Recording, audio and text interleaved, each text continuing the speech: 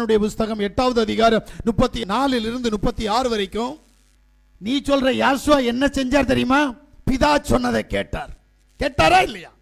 அறிவு இருக்குதா உனக்கு?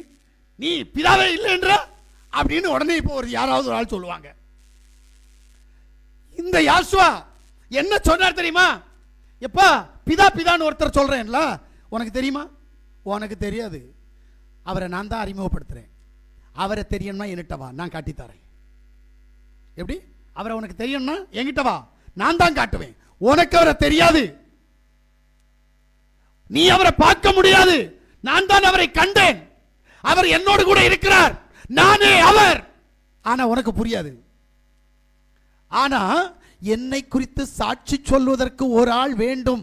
ஆனபடியினால் நான் என் பிதாவை கூப்பிடுகிறேன். அல்லேலூயா. அந்த பிதா யார் என்று கேட்டால் அவர் எனக்குள்ளே இருக்கிறார். நானும் சொல்லுவேன், நான் யாருன்னு நீ பார்த்துட்டு இருக்கிற இந்த முகமும் இந்த சரீரமும் நான் இல்லை.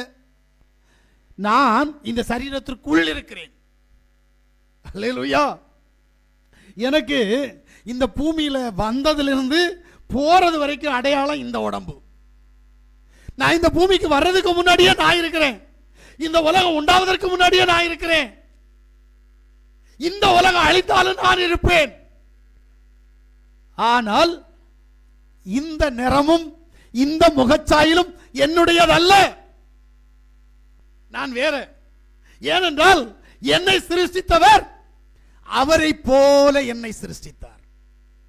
அல்லேலூயா. அவரை போல என்னை சிருஷ்டித்தார். அந்த சிருஷ்டிப்பு ஆதியாகமத்துடைய புஸ்தகம் 1வது அதிகாரம் 27வது வசனத்தின்படி என்னை சிருஷ்டித்து, ஆதியாகமம் 2வது அதிகாரம் 7வது வசனத்தின்படி மண்ணை சிருஷ்டித்து மண்ணுக்குள்ளே என்னை அனுப்பினார். நான் அந்த மண்ணுக்குள் கடந்து போன போது அந்த மண்ணுக்கு ஜீவாத்மா என்று பெயர் வைத்தார். அல்லேலூயா. இந்த சரீரம் மண்ணு. இந்த மண்ணான சரீரத்திற்கு நான் எதையும் தேடக்கூடாது.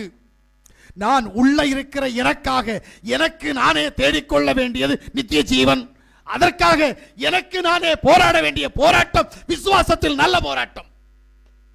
அறிகிற அறிவு ரொம்ப முக்கியம். ஆனா சொல்றார், குமாரன் உங்களை விடுதலை ஆக்கினால் அது மெய்யான விடுதலை. இன்னைக்கு உண்மையிலே விடுதலை இருக்கா?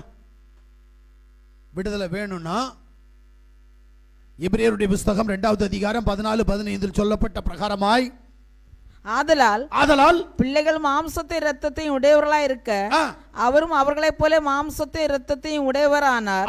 மரணத்துக்கு அதிகாரியாகிய பிசாசானவனை தமது மரணத்தினாலே அழிக்கும்படிக்கும் ஜீவகாலம் எல்லாம் மரண பயத்தினாலே அடிபதனத்துக்குள்ளானவர்கள் யாவரையும் விடுதலை பண்ணும்படிக்கும் அப்படியானார். வாசிக்கப்பட்ட வேத பகுதியின்படி சர்வ வல்லமையுள்ள தேவன் பிள்ளைகள் மாம்சத்தை இரத்தத்தை உடையவர்களாய் இருக்கிறபடியினால் அவரும் அவர்களைப் போல் மாம்சத்தை இரத்தத்தை உடையவரானார் அல்லவா? அவரை நீ குமாரன் என்று சொல்லுகிறாய். எதுக்கு? அவருடைய சரீரத்துக்கு தான் நீ குமாரன் சொல்ற, அவருக்கு இல்ல. அவர் பிதா.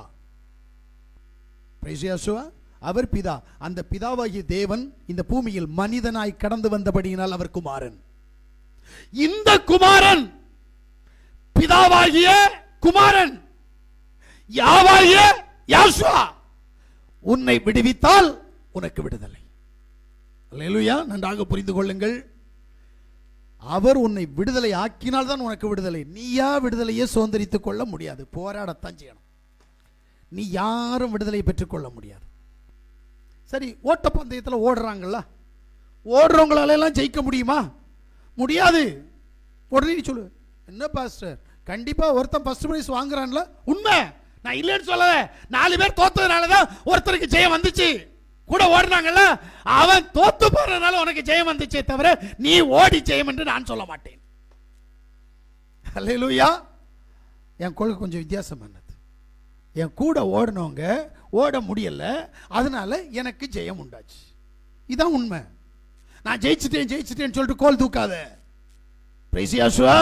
நீ ஜெயிப்பதற்கு 4 பேரை தோக்கடிச்சிருக்கிற. 4 பேர் தோத்துருக்கிறாங்க. அவங்க தோத்ததுனால தான் நீ ஜெயிச்சிருக்கிற. ஆமென். அப்ப இப்ப நீ யாரை தோக்கடிக்கணும்? உன்னையே நீ தோக்கடிக்கணும். எந்த ஒண்ணு? வெளியில காமிக்கிறியே, 2 கண்ணு, மூக்கு, வாயி, கை, உடம்பு, இருதயம், காலு, இதை நீ தோக்கடிக்கணும். யார் தோக்கடிக்கணும்? உள்ள இருக்கிற நீயே இந்த மாம்சத்தை தோக்கடிக்கணும். போராட வேண்டியது உனக்கு நீயே போராடணும். போராட்டத்தில் ஜெயம் வேணும். முதல்ல பாவத்திலிருந்து, பாவத்தின் காரணமாக தடை காணப்படுவது ஜெபத்துல. ஜெபத்துக்கு தடை. நல்லா புரிஞ்சிடுங்க. இப்ப பாவத்திலிருந்து ஜெயம் எடுத்தா மட்டும்தான் ஜெபிக்க முடியும், இல்லைன்னா ஜெபிக்க முடியாது.